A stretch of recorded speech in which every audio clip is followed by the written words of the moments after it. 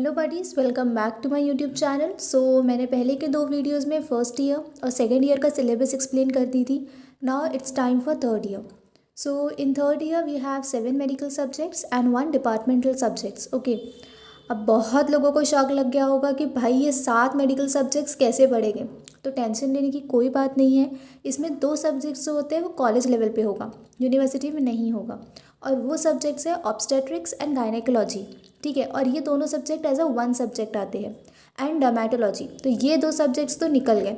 Now बचे अभी 5 subject. अभी ये 5 सब्जेक्ट कौन से हैं? Surgery 1 and 2 and medicine 1 and 2 and community medicine and sociology as 1 subject. Okay, so 5 subject कौन कौन से हुए? सर्जरी 1 एक सब्जेक्ट हुआ, सर्जरी 2 एक सब्जेक्ट हुआ, मेडिसिन 1 एक सब्जेक्ट हुआ, मेडिसिन 2 एक सब्जेक्ट हुआ, और कम्युनिटी मेडिसिन सोशियोलॉजी करके ये एक ही सब्जेक्ट है, तो ये एक सब्जेक्ट हुआ है। तो ये हुए हमारे 5। अभी सर्जरी 1 में क्या आता है? So in surgery 1 we have general surgery, cardiovascular and thoracic surgery, plastic and reconstructive surgery. ये जो सर्जरीज़ है वो आएंगे सर्जरी 1 में। Now what is in surgery 2? Surgery 2 में सिर्फ ऑर्थोपेडिक कंडीशंस आते हैं। ऑर्थोपेडिक कंडीशंस आएंगे, ऑर्थोपेडिक कंडीशंस के क्या क्लिनिकल फीचर्स होते हैं, हम उसको कैसे ट्रीट करेंगे, वो सब आएगा सर्जरी 2 में। नाउ इन मेडिसिन 1, मेडिसिन 1 में क्या होता है? हमको यहाँ पर आएगा cardiovascular respiratory medicine, general medicine, gerontology. Now what is gerontology? Means related to geriatric और ओल्ड एज पीपल। ठीक है, तो ये आएगा हमारा मेडिसिन 1 में। Now what is about in medicine 2?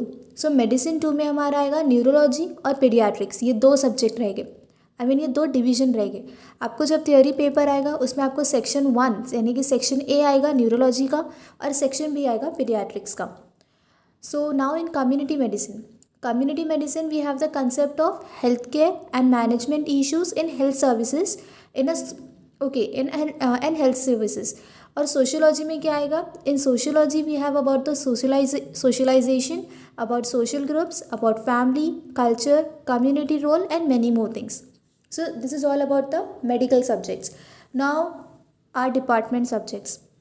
So in department we have a single subject name called FTPS. So what is the full form of it? Functional Diagnosis and Physiotherapeutic Skills.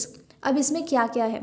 So इसमें हम सबसे पहले देखेंगे in this we have first the assessment part, यानी कि कैसे कोई भी डिसीज़ को हम डायग्नोस करेंगे हमारे फाइंडिंग्स के थ्रू, और हम असेसमेंट में क्या क्या लेना चाहिए, हमारे लिए क्या इंपॉर्टेंट है, हमें कैसे असेस करना है उस पेशेंट को कि हमें वो डायग्नोसिस तक के पहुँचे। और थ्योरी पार्ट में हमारे पास एक ICF मॉडल करके होता है। अभी ICF एक बहुत ही अलग टॉपिक है। ठीक है, तो अगर हम सिर्फ एक प्रैक्टिकल नॉलेज के बारे में बात करें तो ICF it's important to know, but we are not going to write that. लेकिन अगर हम थ्योरी एग्जामिनेशन में देखें तो ICF के ऊपर एक 10 मार्क्स का प्रॉपर क्वेश्चन आता है। ठीक है, तो ICF मॉडल लिखने का एक तरीका होता है, एक पैटर्न होता है। अगर एक बार आपको वो पैटर्न समझ जाए तो आप खुद ही वो मॉडल बना सकते हो कोई भी डिसीज़ को लेकर।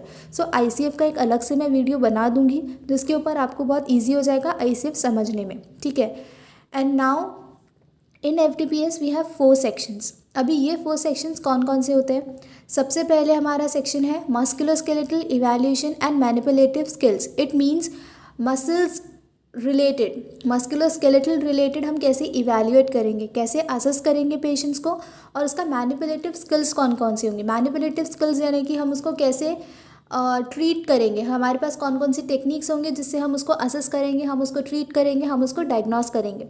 And now next is the cardiovascular respiratory evaluation and related skills. अभी cardio respiratory related. And next is the neurotherapeutic evaluation and diagnosis and electro diagnosis. So we have 4 section. First section is ICF, second section is musculoskeletal evaluation and manipulative skill, third section is cardiovascular respiratory evaluation and related skills, and fourth section is neurotherapeutic evaluation and electrodiagnosis. These are the 4 sections which are going to be come in FTPS. अब इसमें इतने सारे sections हैं। अब ये सारे sections को हम अलग अलग पार्ट्स में देखेंगे। ऑफकोर्स हर टॉपिक पे बनाना पॉसिबल नहीं है, लेकिन आप लोगों को क्या डिफ़िकल्ट लगता है कमेंट में मुझे ज़रूर बताइएगा, सो दैट मैं उसके अकॉर्डिंगली आपको जो भी एक्सप्लेन करना है, जो भी टॉपिक को मुझे एक्सप्लेन करना है, मैं वो टॉपिक को एक्सप्लेन करूँगी। ओके, अब रही बात रेफरेंसेस की। सो रेफरेंसेस आपको एक लिस्ट बना के मैं दे दूँ कि हाँ इस सब्जेक्ट में ये रेफरेंसेस लगने वाले हैं, इस सब्जेक्ट के लिए ये बेस्ट रेफरेंसेस है, मैं ऐसा करूँ? या फिर जब भी मैं आपको टॉपिक एक्सप्लेन करते जाऊँगी तो टॉपिक के साथ साथ रेफरेंसेस देते जाऊँ, क्योंकि FDPS में हर टॉपिक अलग अलग बुक में लिखा हुआ है, आपको एक बुक में कभी भी एक टॉपिक नहीं मिलेगा, स्पेशली फॉर FDPS। सो आप मुझे बताइए कि आपको मैं कैसे दूँ, रेफरेंसेस का लिस्ट दे दूँ या फिर आपको टॉपिक के साथ साथ रेफरेंसेस बताऊँ? जो भी आपको कंफर्टेबल है आप मुझे कमेंट सेक्शन में बताइए, जो भी मैक्सिमम कमेंट्स आते हैं मैं वो फॉलो करूँगी। And guys do subscribe, like, comment and share the video as much as you can, and don't forget after subscription you have to hit the bell icon, so whenever I upload my next video you will get notification. And please be focused, and अगर कुछ भी problem आता है कोई भी subject में, आप मेरे वीडियो के बीच में कमेंट कर सकते हो, कोई प्रॉब्लम नहीं है। अगर आप ये सब टॉपिक के ऊपर नहीं, आप अगर फाइनल ईयर स्टूडेंट हो और अगर आप मेरा वीडियो देख रहे हो तो आप बिल्कुल कमेंट सेक्शन में बोल सकते हो, मैम मैं फाइनल ईयर स्टूडेंट हूँ और मुझे ये टॉपिक के ऊपर आप प्लीज़ वीडियो बना के अपलोड करिए। मैं डेफिनेटली वीडियो बना के अपलोड करूँगी, अगर मेरे पास कुछ नोट्स होंगे मैं ज़रूर प्रोवाइड करूँगी। So thank you guys.